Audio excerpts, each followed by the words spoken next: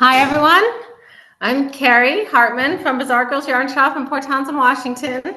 I met Zandy a year and a half ago when we were searching for new and interesting teachers for our retreat that we host every spring. And Zandy's name came up on a lot of favorites lists. And since we've been doing the retreat for 6 or 7 years, I like to give a little bit of this very special and unique yarn to a teacher that I think might be interested in it. And people have done some things over the last couple of years, and I've done some things, but I think Zandy really hit the ball out of the park. And one of the reasons I thought he would was because one of the only things I get to do at the retreat, since I'm running around most of the time, is I get to see the Thursday night talk. And in addition to teaching, Zandy did our Thursday night talk and talked about how before they were a knitter, they were essentially, and you can tell me if I'm wrong, Zandy, you were essentially designing fabric for Nike. Yes, I was a footwear designer and I worked at New Balance when I was Okay. interning, and then I went into actually jelly shoes, which didn't involve a textile. But yeah, I'm super interested in all of those machine knits that happen and the computer programming that's involved in that. Well, and just to hear him talk about designing fabric, which to me has been the most interesting part of knitting, is designing fabric. When people ask me, I kind of tongue in cheek say, when people ask me what's the difference between knitting and crochet, I say knitting is fabric and crochet is little knots. But that maybe isn't but I like little knots. I have lots of doilies, but for making garments, I prefer knitting. And I knew that this yarn was capable of interesting fabric.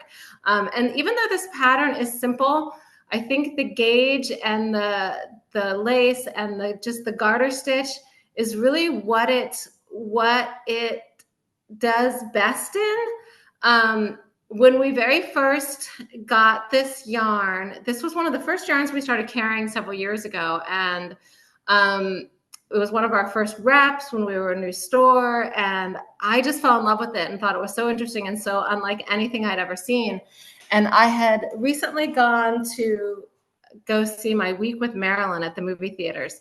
And I wanted to come up with, I thought of what Marilyn was wearing as a hiding place because she was, so bombarded by people and cameras and all this stuff. And she had that gauzy, lovely scarf and the big sunglasses. And I thought that's her hiding place. And I want to design a hiding place out of this yarn. So I came up with this pattern and I did like it and I did wear it a lot. And I did, we sold it for a few years. This color is no longer available because this is back when the dyer was doing mostly solids.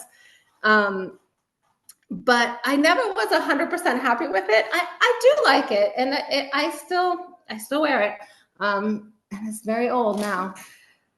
But the shaping and the lace is a little more complicated, and it never was like that simple, approachable pattern that really suited the yarn and that anyone could wear and that would, it just wasn't quite right for me. But this one of Zandy's, the effervescent one, I also fantasize, and it never happens. I fantasize about two things as a knitter.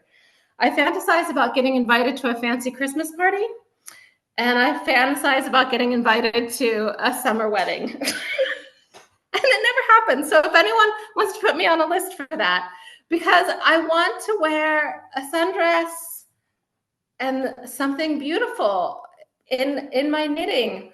And I just think this is the perfect thing to wear. I don't have a sundress on today, but to wear over a sundress to a fancy summer wedding, or to wear over a beautiful black, more formal thing in actual cold weather.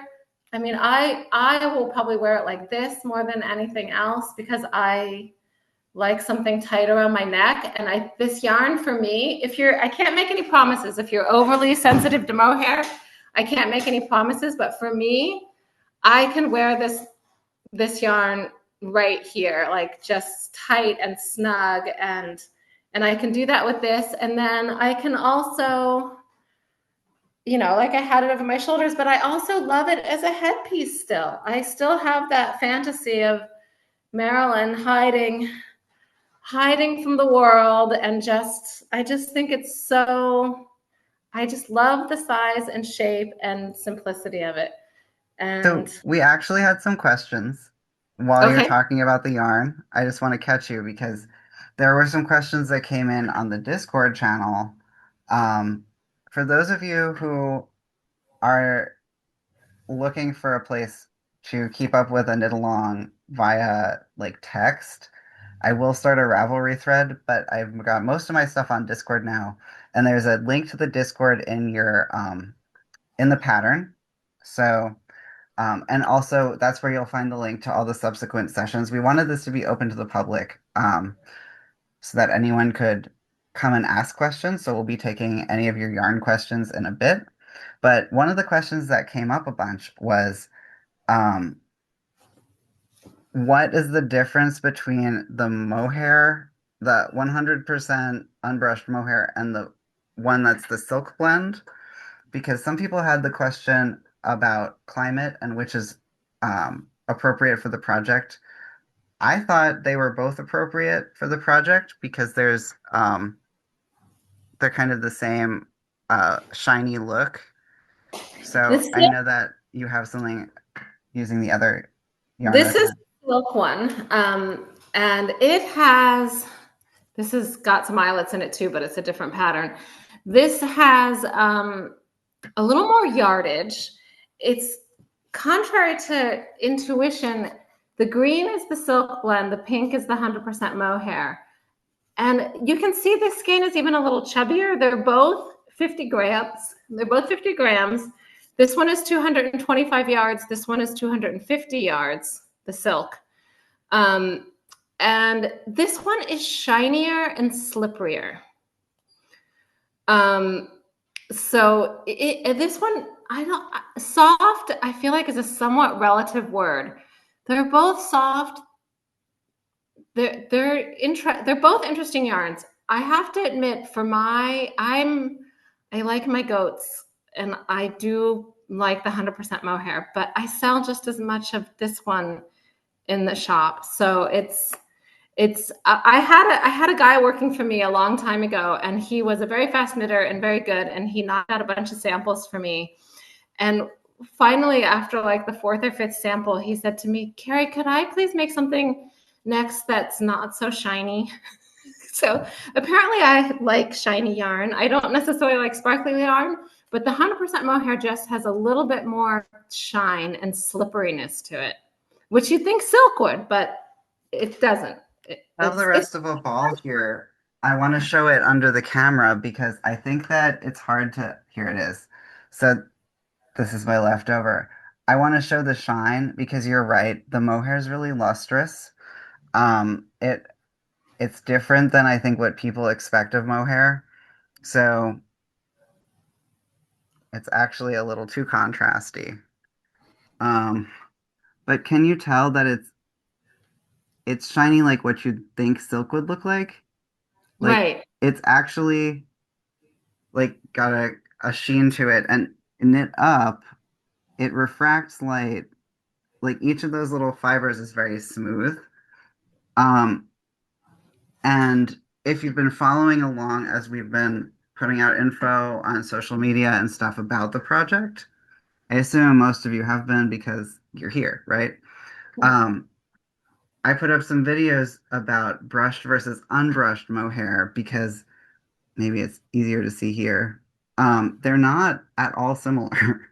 So in your head, if you're thinking of mohair as something that's really floofy and like puffy, this yarn's not. It's drapey and it's lustrous. Like so luster in fiber is the shine. It has to do with the surface of the fiber either having like a lot of scales or really smooth scales. Um, and so on something like, merino, it has more crimp in it. It's like springier and it's got more of those little scales on the surface of the fiber. So it doesn't look shiny. And if you've ever noticed color on merino yarn or like cotton is dull compared to something like silk, which is lustrous. So any of these mohair yarns or the mohair silk blend for that matter, the color's gonna shine. It's gonna have more of a satin finish, and it's really not floofy per se. Like there's a halo after it's blocked, but the yarn itself is not spun and then like when they spin the brushed kind, it's a boucle and then they like it goes through a machine that like pulls out all those little fibers. So it's a different texture than I think a lot of people think of as mohair. It's extremely shiny. It- And the interesting thing with this yarn, I don't know what made me think of this, but the book In Cold Blood, I was just talking about with somebody, Truman Capote. He was really upset that he didn't win any awards for that book, but the reason he didn't win any awards for it was because he kind of invented the true, not the true crime genre. What did he call it? It was some kind of like, it was fiction, but not fiction. It was, he invented some genre for that book. And so he wasn't really eligible for any awards. And I've kind of felt this way ever since we got this yarn. I wasn't working directly with designers, and I felt like I have this super unique thing. Why isn't it getting it more attention? And it's like, because it's this super unique thing and no one quite knows what to do with it. It doesn't fit into, like, if you search Ravelry for mohair patterns, they don't necessarily work. Or if you search Ravelry just for something that you want to be like a Shetland lace with lots of design and tweet and points and block, and it doesn't really quite work for that either. So it's this super unique thing that is a little bit confusing, but it's always been really delightful to me. Like I said, this was way back when the dyer was doing different things. I've worn this garment for 6 or 7 years. I mean, that, like I said, I don't even have this color anymore, but this is the 100% mohair, and it looks the same as when I knit it. It really does. And it holds up really well, but it's like this it's not a category that is anywhere else. There's not another yarn like it really that I've ever seen. We've got a question in the chat from Cheryl asking if the yarn is a two-ply. Yes. Yeah. Yes. So what's really interesting, who here spins yarn? Like hand up, anyone? I'm not. I'm seeing a few hands up. Um, but digitally or physically hands up. So if you spin yarn, I've bought mohair fiber and been like pretty confused about what to do with it after the initial excitement wore off. And until I found this yarn, I didn't really understand what it would do if I just spun it alone and then didn't spin it into a boucle and then brush it out, right? Because that's how you would generally make what we think of as a mohair. It's usually a core with a boucle, a mohair with like a silk or nylon or cotton core for strength. And I mean the same thing of like a long wool like Teeswater, which is actually I have like a whole bunch of that in my spinning stash in the closet. And like I spun some yarn and it feels really dense, not dense. I think It that just is doesn't, it's dense. It's not a like other yarns. But what you don't expect is that because it has a halo when it's knit up, it kind of evens it out. It's not just like when you knit with 100% silk and then you have a thing and it's like you've made something out of literal water and it just like has nothing going, like it's got no body. This has both things going on. So it is a little bit unusual and confusing. I'm going to hand it back over to you, Carrie, to um, talk a little bit about some of your older patterns if you want. Yeah. So this is I have two little one skein patterns, and I will draw a little later for the dewdrop if you want to show that. And I couldn't find it. But this was I couldn't find the actual, I think Numaka has it at home. I think she still wears it. But we can pull up a picture. This was a pattern we came up with very early on, and it's a much bigger gauge. It's knit on like a 10.5, and it's just one skein. So this is just an asymmetrical one skein pattern with the yarn, and a little later we'll draw for that, and I'll send you one skein in the pattern. This was a similar shape that Cecilia Campanchero did. Actually, Dana knit this for us after Cecilia was here. Were you here the same year, Cecilia, Zandy? It's all a blur. No. So Cecilia must have been here a couple years ago. And this is, I don't know if people can see me. I can't see me, but that's okay.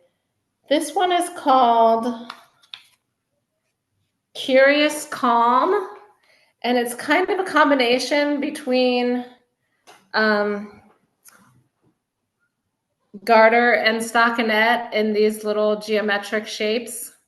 And she's going to be hosting she's going to be coming to do a book signing in person. So if you Seattle folks or anybody else nearby, we'll have that posted on our website fairly soon for her reversible knitting book, and towards the end of August. So this is 2 skeins of the silk and wool blend. So you can see that it's still a silk and mohair blend. Sorry. You can see that it still has a sheen. It's not like it has no sheen, but it's just not quite as shiny as the 100% mohair, and not quite as slippery either. There we go. So yeah, this is just, and that's Port Townsend. That's our little Victorian seaside. And that's a 2 skein version. We decided you could do a 1 skein or a 2 skein version to make it a little bigger. It's just a little asymmetrical poncho. That was one of the first patterns we made with this yarn. The 1 skein version, again, fancy Christmas party or summer wedding. People need to have more events like this. But you could certainly do the 2 skein version in 1 color too, if you like the look of the 1 color better. But it would just go a little further down your arm and shoulder. It's just a little asymmetrical poncho. It's very simple. You start off doing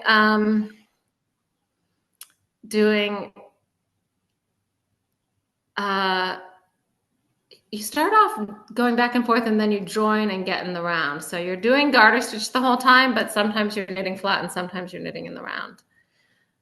But it's a pretty simple pattern, and that one's up on our website, or I think that one's on Ravelry too, but it's for sure on Bazaar Girls website. Let's talk a little bit about how this pattern came to be and some strategies for doing it.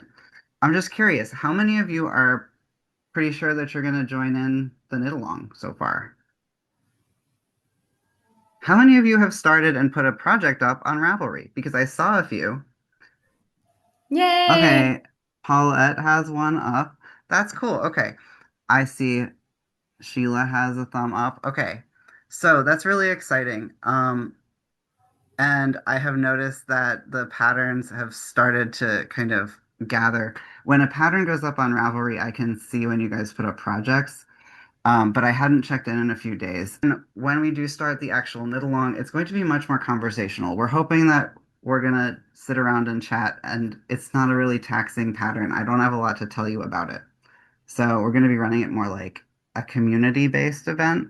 There are some tips, though, but mostly when I was out visiting Bazaar Girls, you know, this yarn, this mysterious yarn was presented to me, and I really wasn't sure what to do with it, but I happened to be teaching a class that weekend at the retreat about algorithmic knitting patterns. So if you were at the retreat and you took that class, you probably remember it sounds really hard and intimidating, but in reality, an algorithm is just like a set of rules that you follow. All knitting patterns are algorithmic, they're all a set of rules. But in particular, there was one slide that drew a lot of people's attention. I always show these swatches where I created random lace by working a certain number of eyelets per right side row. So in this case, this is 2 eyelets per right side row, and this is 30 stitches wide. In this case, we've got 8 stitches or 8 eyelets per row, and an eyelet here is yarn over and knit two together. So it's doesn't increase or decrease, but it creates that lace hole. And I think it really takes something that sounds intimidating, like the word algorithm, and it makes it really understandable. You don't actually have to follow a pattern if you know, hey, I'm going to be making somewhere in this row, I need to put this many of an element, right? And then in the presentation, I showed this swatch where they get, um, I don't know, denser or less dense, depending on how you hold it. I'm not sure which way it actually went. They got more dense as I went on in the swatch, I think. So it goes from only 1 eyelet per row and then counting up to 8 at the top eyelets, and it got more dense. I wasn't totally happy with the density of this swatch. I can put it out on the table under the other camera. But you can see it kind of is a slow progression. Um, and I thought this is like a really cool example of how this would work, but what am I going to actually do with this, right? So in our slideshow in the class, I show this example of a swatch that was going to be a skirt. And of course, since it's Bizarre Girls, I don't know how many of you are local to the shop, but there's a thing that I didn't know when I showed up. They all love skirts. So And skirt. there's like I show up and there's like a group of what was it, like 30 or 40 people who'd done a skirt knit along. And we're like just so excited about skirts. So as soon as I showed the skirt swatch, everyone was like, "Oh, make us a skirt pattern." And I was like, "Sure, but okay, yeah."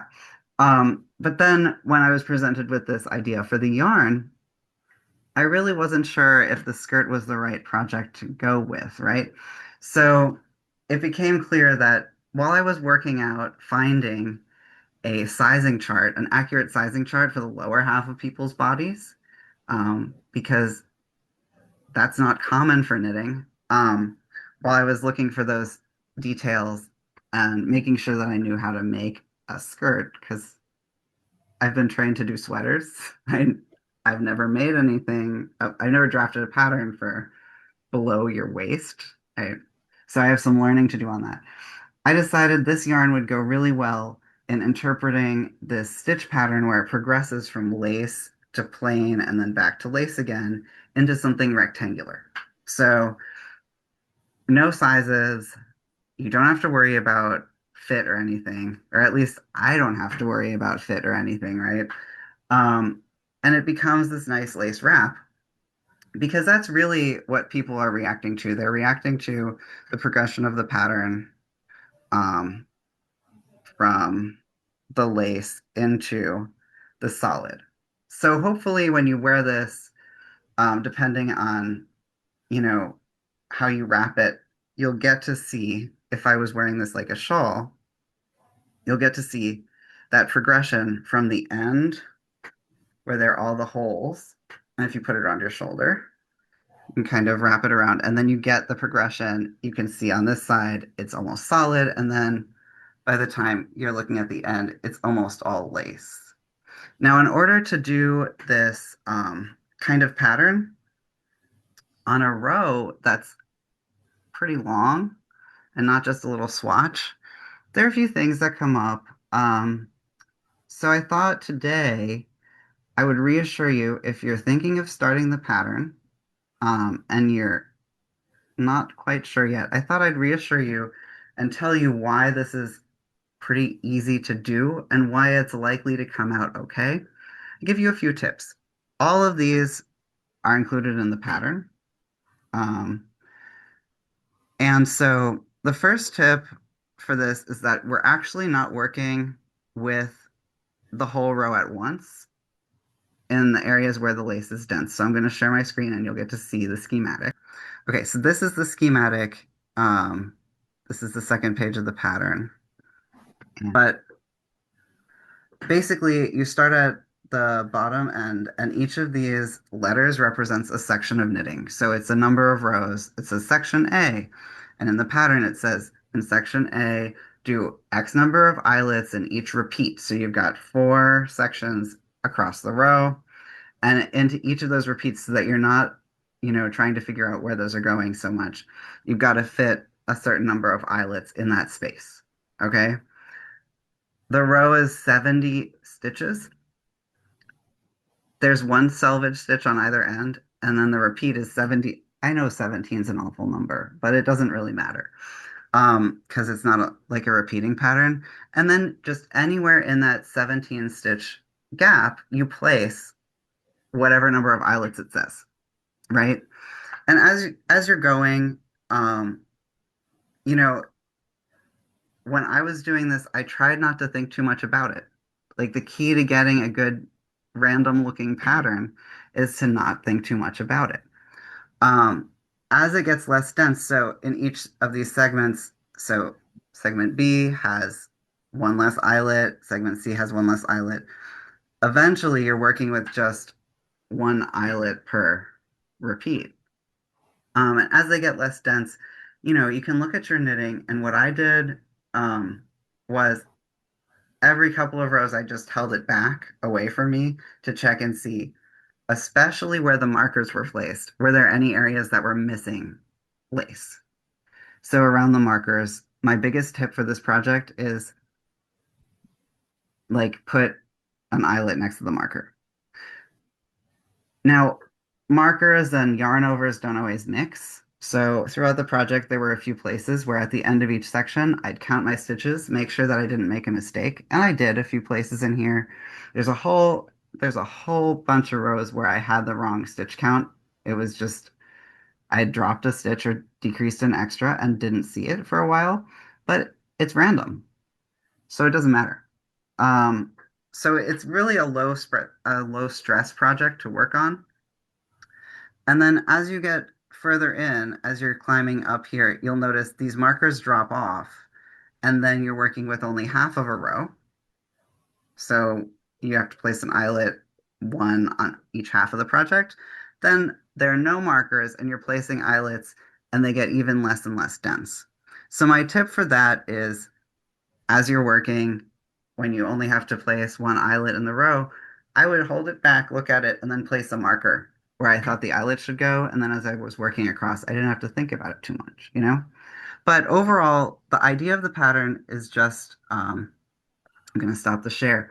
The idea of the pattern is that it's really telling you as a guide and not a strict pattern what you have to do.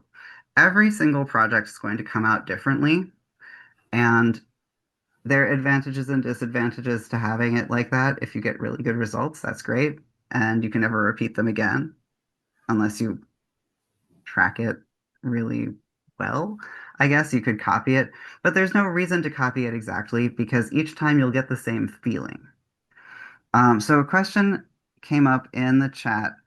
Is the base stitch stockinette or garter? The base stitch for this pattern is garter, and for all the yellow swatches that you saw, it's garter. The only one that was on stockinette was the gray. Uh, of course, if you wanted to, you could do this with stockinette if that's something that you wanted. I tend not to use it too much in scarves in general because it curls. But that's a personal thing. I know some people just don't like garter stitch. So you could make that you could make an alteration to the pattern to make it work. Um, but yeah, it's just let's get it under the big camera now that so this is sideways. This is the starting or finishing edge. Don't ask me which right now. Um, and over here you can see the lace is pretty dense, and as you go up, it fades out to the sparser areas. So somewhere around this section, the markers go away. Some of the markers go away, and then all of the markers go away eventually. And you've got just a bunch of little eyelets. This area is the hardest part to figure out what you want to do because, it's a lot of pressure. You only have one to place and you want to put it in the right spot. So my tip for that is stay away from the other eyelets in previous rows. So if you're placing only one eyelet per row, don't like put them right on top of each other. But But you get, that's really it. I found that you get into this nice kind of ping pong rhythm of like, this one's towards the end of the beginning, this one's, you just kind of get into this nice little play with them. It's a really fun pattern. It's a really soothing, like the whole time I was making it, I kept texting Zandy, like, oh my gosh, this is so fun. It's so simple. And I love to have a pattern in the store that I can just like pick up and set down whenever. The only thing that I found helpful for me, I mean, I know people have all kinds of tips, but I just like a printed paper pattern and a check mark. I just crossed off my row as I did it, and that was all I needed to do, to stay on track and to keep my counts right. It was really simple to just be able to pick it up and set it down. I mean, if you have the type of life that I do where you are really happy to get 10 minutes uninterrupted, this is the perfect the perfect thing to do during that time, or watching a movie or whenever, or at your social knit night. We always joke at our knit nights, people will show up and be like, this is not a social knit. I shouldn't have brought this. This you can bring to your social knit night. I try to have two projects going at once at all times, and right now I actually have none because Oh, I have not been knitting. I have to admit. I finished this. I finished another project that was on a deadline, and I've been having some medical stuff going on where I can't sit in a chair for very long, so I haven't been knitting because I can't sit down. But when I was working on this, this was my travel project because when I'm traveling, I might be like on and off planes. I'm all over the place.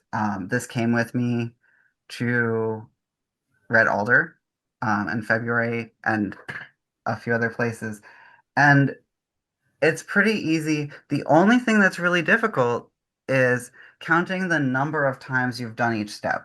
So it will say for step A, you have to do the thing. I think it says you do the pattern for 8 rows, right? So the thing that you really have to keep track of is if you're making the eyelets only on a right side row, are you currently on a right side row? That's easy. I just left the tail hanging, right? right. Then I know if the tail's over on the right side, I'm on the right side. But counting how many rows you've done, because each tier is supposed to blend into the one before it, you can't really tell where it starts. So my tip for that is, as I was working on it, each time I started one of the new sets of like 8 rows or 16 rows or 32 rows, I'd place a marker around a stitch. So kind of, I can show it under the camera. I don't have anything on my needle, but you'd go around like the legs of the stitch, and this stitch would be on the needle. Once you've done one row, you can count up front, like up from that marker, and it tells you how many of the rows of each of those tiers you've done. So that was really helpful to do. And again, just knowing if you're on the right side row. At one point, I did switch. I was not paying attention, and I switched to lace on the wrong side row. And when I noticed it, I switched back. Yeah, it's really forgiving. I want to answer the question that just came in about colorways. Hmm. Um, I personally think it would be good either in the tonals or the colorways.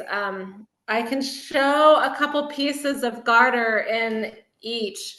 I did mine in the claret, which is, none of them are solid. They're all either tonal or variegated. So this is an example of a tonal one. This I think is the claret tonal. It's one of the tonals. You can see, can you see that good? It's not a stripe. It's more variegated. And I think it looks really nice in either. This is not the same pattern, but it gives you an idea. I'm going to do my second one, because I am going to make a second one in the blend, since I did the first one in the non-blend. And I'm going to do mine in a tone, in a variegated, just so I have an example of both in the store. I really like this variegated. There's some beautiful purple and blue variegateds that I think would be really nice. I'm gonna This pull is up this. Oh, when the, you're, go ahead, go ahead. yeah, This is the most extreme variegated one. Um, this orange, I really love this orange one. It's got kind of orange and yellow, and then the others are mostly just tonal. Like it's either a fairly slight variegation or a tonal. we've And got the screen share up now, so people can see the you can some of really the see the yarns. on that 100% unbrushed. So if I just select, I think if I scroll down, I saw this red um, and blue color. You can see, ooh, you can see what that looks like. And that one is the most extreme. The rest of the variegateds are, see, that's more tonal. So it's just going to be kind of like this. It's going to be some white. That one's almost solid, but it's not really. They're all a little tonal. And this is what I picked. It's got a uh, slight That's the variation. Yeah, that's the Tuscan. And there's another color like that. I like the Tuscan a lot. It's creamy and kind of a little more earthy. And then there's another one that's similar to that, that is more of an actual pink, the peony. I love the peony. Or as my mother, that one's beautiful too. The truffle, if you're into browns, and I know brown isn't the most popular, but some people are really into browns. And if you're one of those people, this is a pretty gorgeous brown, the truffle. So there's the Um, peony color. Sorry about that. Peony, or as my mother-in-law used to say, peony. I love that one. So I just want to talk about lace and variegation. My enemy is lace and speckles. But for me, speckles are weirder with lace because the lace and the speckle kind of do the same thing. So it can obscure that more. If you're picking something if it's a tonal, but it's a really dark color that goes to really light, that's going to be more distracting than if you pick a multicolor yarn where the two colors are similar in value. So my thing is like, look at the value. So value is dark and light, right? Like these, as opposed to the pink and blue one, is that kind of what you mean? Like the orange one that's similar, that Right. one's similar. Hmm. Yeah, Beautiful. I love this and one. so that's what I look at more, but also the most important thing is that this isn't a lace pattern like that's got to repeat. So the weird thing that can happen with variegated tones and lace is that it can make the repeat look irregular. This is already irregular. So if you like the yarn, use it, right? Because the most important thing is that you like the color that you pick. Yep. That's my whole thing is like go with what you enjoy. Now, I'm seeing another question here. If I want to make the scarf a bit wider, um, the answer to that is I will recommend a cast on number. I don't remember what the dimensions of this are. I think you would do an extra 34 stitches, maybe. Let's see, what is this? It's 16. Mine's 16. So if you were to add four, you'd add another maybe repeat of 17. And then when it drops, a repeat drops out, you can just redistribute the markers. But that's a good question you to for us to follow up on Discord or Ravelry or by email. Okay? Because I'm happy to give you some tips on that, but it's going to be very specific to your measurements, and I don't want to do math live on Zoom and YouTube. I think that's a bad idea. So, yes, it's expandable. There are some things that I would suggest about that as, those 17 stitch repeats kind of disappear.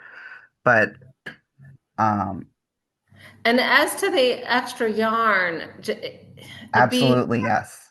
yeah, you would need it. You'd have, if you wanted to make it a little longer, it'd be easier to say like, oh, just, especially if you're using the blend, since it has a little more yardage, just make your garter stitch section a little longer and weigh it, kind of like I weigh my stuff all the time when I'm knitting, like, okay, I'm halfway through, it's time to start the other half, which you don't have to do with this pattern if you're following the pattern, because it's already been done for you. But if I was wanting to extend it, I would just like knit the garter stitch section with no repeats a little more until I was halfway out of yarn.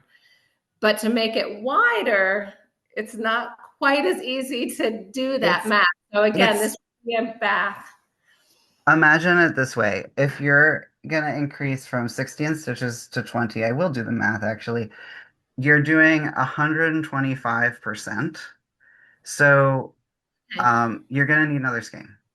I would just, and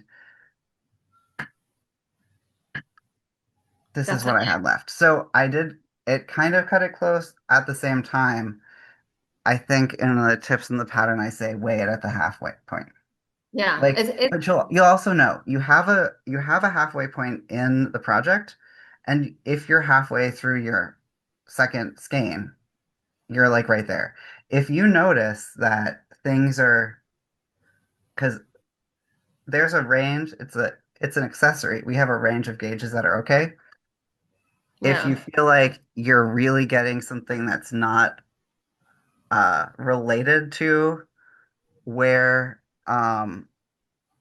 where things are supposed to happen, then that's a sign to definitely check your gauge, and you might need more yarn if it's like really eating stuff up quickly, but it might also have like a drape issue. So like the thing that I would really look for is actually if your yarn is being used up, you're getting like a huge thing and you're not quite halfway and it looks like you've used two skeins, then your gauge is super, super loose, right? So it's a good thing to check, but you also have a row count. Like you have the schematic's accurate. I did it to scale. Um, and I even filled in, if you really wanted to use that schematic as a chart, I filled in an accurate number of eyelets in that illustration too. But you can weigh it at the midpoint. But if you're going to expand it in any way, this is hand dyed, get an extra skein. Like I'm not Yeah. saying that either just to sell yarn. You want to, if you're expanding it, you want to get extra. Yeah. And I think it would be beautiful wider. I think you could really, back to my summer wedding or fancy Christmas party, you could you could really like cover almost your whole back if it was just a little bit wider, and have it be more of a wrap.